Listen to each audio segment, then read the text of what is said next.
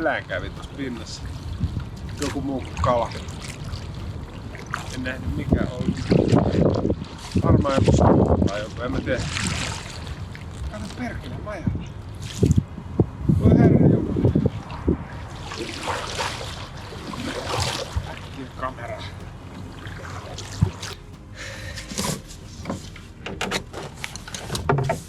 Kamera pitäisi olla aina valmiina.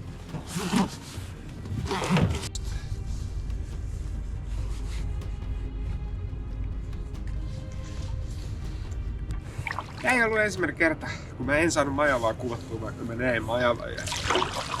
Vähänkäs harmittaa, kun ei näitä kameroita viitti tätä GoPro-tukunottamatta, niin oikein pitää esillä tässä. Varsinkaan tämmöisessä virtaavassa vedessä. Niin jäi nyt taas kerran kuvaamatta. Mut tervetuloa kattoo taas uutta melontavideoa. Kausihan avattiin edellisellä videolla, mutta nyt ollaan täällä Mustiojoella, missä aikaisemminkin oltu aikaisempina keväinä kautta avaamassa. Mihin mä laitoin mun aurinkolasista täällä? Joo, täällä ollaan. Ja mä oon aikaisemmin lähtenyt liikkeelle vähän tuolta alempaa ja melonnut ylävirtaa ja sitten tullut takaisin. Nyt tehtiin toistepäin, lähdettiin tuossa Peltokosken voimalasta ja voimalat liikkeelle. Tässä itse asiassa joki onkin parhaimmillaan, kapeimmillaan, että sitten tuo alapuolella siinä on tällaiset pienet järvilaajentumaa. Silleen täällä on aikamoinen virta.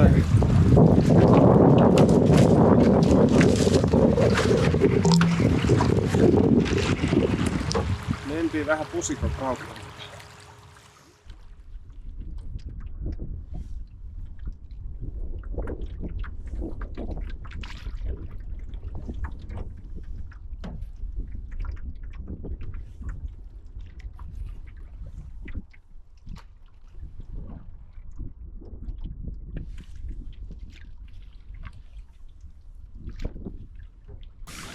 Saa olla tarkkana, että pysyy joella eikä joudu tonne metsiin melomaan. Täällä on niin korkealla toi vesi.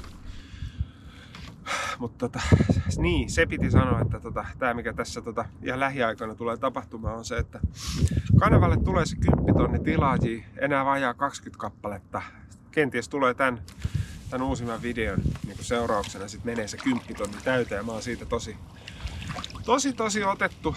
Sinänsähän sillä ei ole mitään merkitystä, että kuinka monta tilaajaa kanavalla on. Että sehän tietenkin merkkaa, että kuinka paljon näitä videoita katsotaan ja kuinka paljon näistä tykätään ja tälleen. Onko silläkään väliä? Periaatteessa no ei. Et tärkeintähän on se, että tää mun harrastaminen on mulle itselle kivaa ja sitten tää videointikin on kivaa. Että se on se kaikkein tärkein asia. Mutta toisaalta mä oon kyllä tosi otettu, että silloin kun tulee se 10 000 täyteen, niin siinä on valtava määrä kuitenkin ihmisiä, jotka on sitten päättänyt videon nähtyä ja sitten painaa sitä tilausnappia ja tilata kanavan, koska se on sitten semmoinen kuitenkin, että ihminen sitten uskoo siihen, että tällä kanavalla on sellaista sisältöä jatkossakin, mitä hänen kannattaa sitten niin odottaa ja sitten tilata kanava, niin sen takia se on mulle sinänsä tosi iso virstanpylväs, mutta oikeastaan se itse sitä asiaa suurempi on se, että sitten sen jälkeen kun on 10 000 täynnä, niin mulla ei ole oikeastaan enää sen jälkeen pitkään aikaa mitään virstanpylväitä tai odotettavaa. Ja mä oikeastaan odotan just sitä, että pääsee siihen perustekemiseen. Et jotenkin tuntunut, kun 10 000 on nyt tossa tehty aika monta kuukautta, niin se on tuntunut sellaiselta, että tulisi nyt, että pääsee eroon siitäkin virstanpylväistä. Niin jotenkin mä odotan sitä, että pääsee taas tekemään niitä, kun kesäkin tulee, niin sitä kanavan kauraa, eli just melontaretkiä. Ja sitten olen ajatellut just sitä, että sitä kalastusta otetaan nyt enemmän repertuaaria ja sellaista nautiskelua, eikä pelkästään sitä sellaista koskenlaskua ja noin, niin kuin taisin puhua asiasta aikaisemminkin, mutta hauskaa, kun tuossa menee vesiraja tietenkin noiden puitten kohdalla ja on vähän vetäytynyt tänne pellolle toi vesi.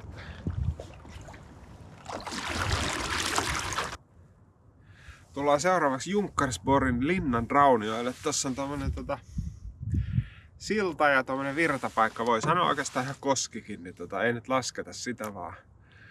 Mennään parkkiin sitä ennen ja kyllä tästä voisi jo lounastakin vähän syödä ja kahvi keitellä.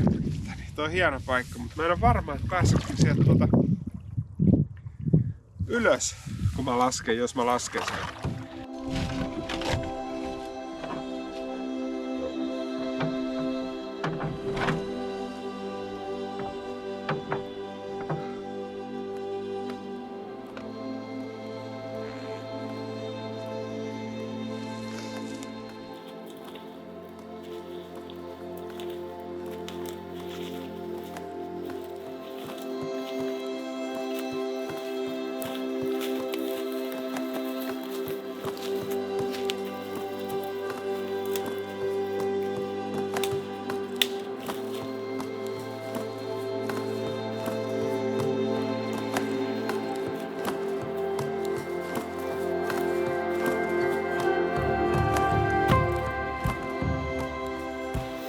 Aika hieno tää virtapaikka, voisi käydä katsoa tosta sillalta vähän miltä näyttää.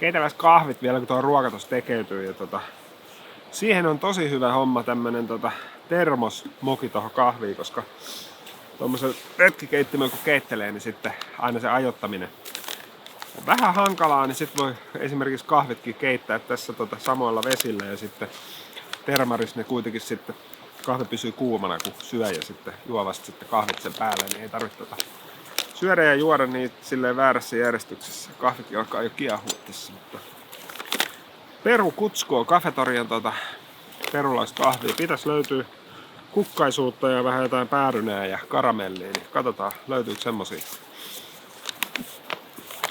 Mutta taas tää mä en muistanutkaan miten hankalaa auringonpaisteessa kuvaaminen on, kun ei näe yhtään mitään tosta monitorista tai tosta LCD-näytöstä ja täytyy vaan luottaa siihen, että pää ei katkee puolivälistä ja autofokus jotenkin saa kuvankin tarkaksi. Mutta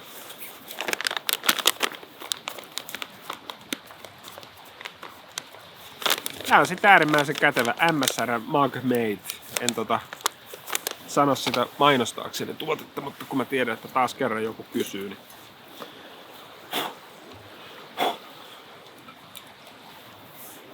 eli tällaisessa metodissahan ei ole niinku varsinaisesti mitään vikaa, vaikka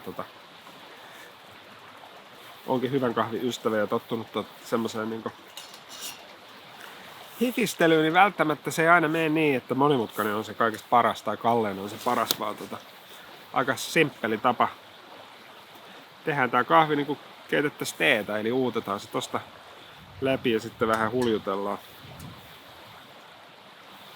huljutellaan lopuksi tuolla vedessä, niin tulee mun kokemusten mukaan ihan sikahyvät kahvit.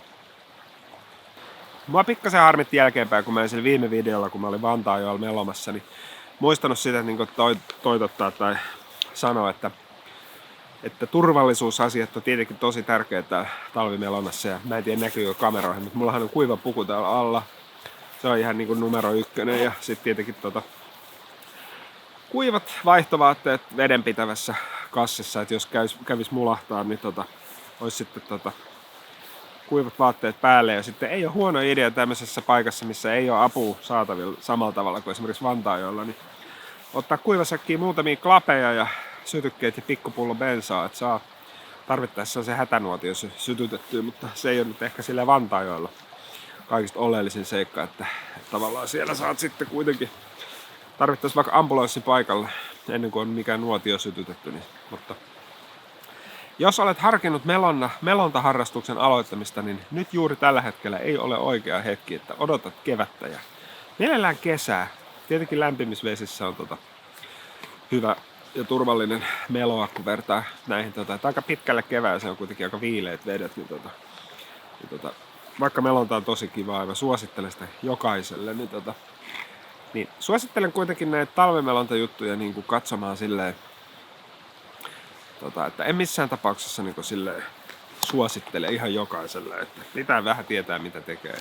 Pitää olla suunnitelma mitä tehdään, jos käy huonosti ja kuitenkin tosiaan ei saa ottaa minkäännäköisiä riskejä, kun melontaa kylmissä vesissä. No niin, kahvit ja ruuat on nautittu ja lähdetään jatkaa takaisin matkaa tuonne ylävirtaan. Ja mä luulen, että tulee vähän rankempaa, koska nyt ollaan lasketeltu tänne. Matka taitaa olla joku semmonen 4-5 kilometriä per suunta, mutta nyt mennään ylävirtaan ja joudutaan tekemään enemmän hommia. Tuli mieleen vaan, että vaikka mä oon tässä juhlinut ja kertonut, että on tosi kivaa, kun melontakausi on avattu, niin asialla on myös kääntöpuoli. Tietenkään nämä maisemat ei saisi näyttää tammi-helmikuussa sieltä, miltä ne nyt näyttää, eli lumesta ei ole tietoakaan ja tälleen, vaikka nyt on tänään vähän kylmä, mutta ensi viikolla taas sataa vettä ja tälleen, niin että on se vähän sellainen homma, että ristiriitaiset fiilikset tietenkin tästä kauden aloittamisesta näin aikaisin, että sehän johtuu tosiaan sitä voi jokainen miettiä, mistä se johtuu, mutta itse syytän siitä ilmaston lämpenemistä ja näin poispäin. Niin se on huonompi juttu, mutta ei nyt mennä siihen. Jatketaan matkaa, niin lähdetään tästä meloskelemaan takaisinpäin. Ongelma on se, että täällä on liukasta. Ei suinkaan, että mä olisin jotenkin kömpelä.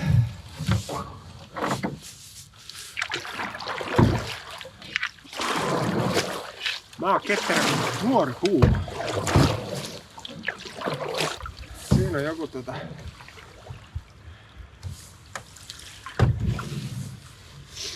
olisiko riistakamera, missä on iso akku vai mikä toi on?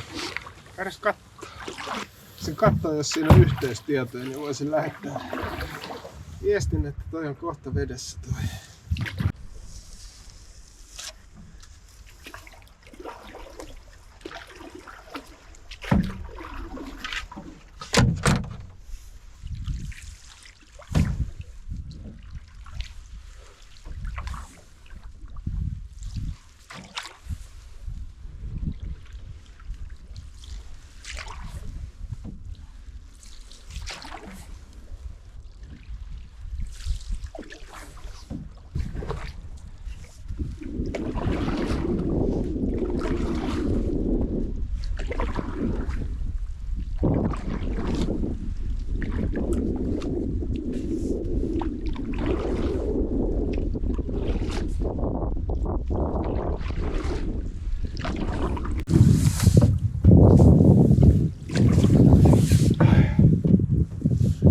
Aika rankkaa melontaa. Siellä se voimalaitos pauhua. Mä en tiedä mitä miksi sitä sanotaan, kun tulee vettä ja sikana sieltä se juoksuttamista vai mitä se on. Mut joka tapauksessa pato on auki tuolla. Vettä tulee vastaan tässä koko ajan. Ei näytä varmaan itsekin kun katsoo eteenpäin, niin ei näytä silleen miltään, mutta sitten kun katsoo tuohon viereen tuota vettä, niin terve. Menee vähän tuota vettä. Onneksi tämmönen kanootti on aika virtaviivainen. Niin soutuveneellä varmaan aika mahdoton paikka olisi tämä.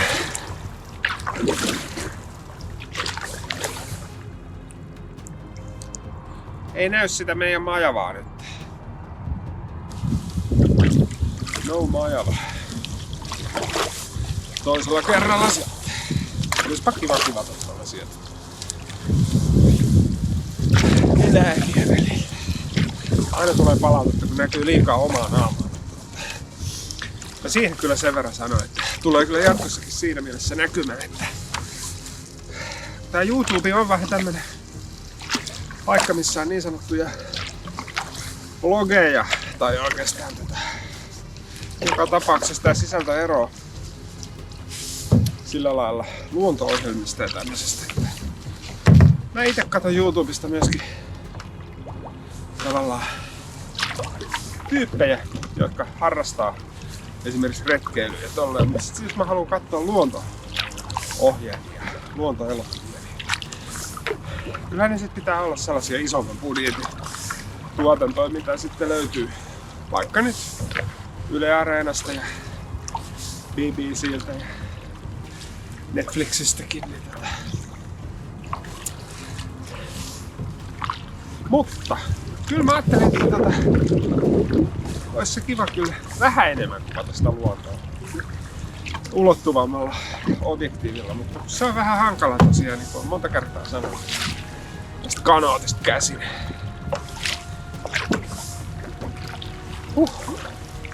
Kova vasta. Varmaan kova vastavalo. Mutta hei, laitetaan filmi poikki. Kiitoksia sulle kun katsoit tämän videon. Varmaan alkaa kohisee tuo koskekin niin paljon, että puhutaan nyt lätinät tähän ja laitahan kanava tilaukseen. Jos tää on sulle uusi kanava ja ensimmäinen video kenties. Tällainen hauska juttu, että ensi viikolla ilmestyy Helsingin uutista juttu meikäläisen siitä Vantaanjoen parin viikon takaisesta melonnasta ja tulee myöskin verkkoartikkeli. Laitetaan se jossain vaiheessa tämänkin videon kuvauskenttään linkki vaikka, niin kun se on ilmestynyt, niin käy lukasee. Ota vähän happea ja sitten auto näkyy jo.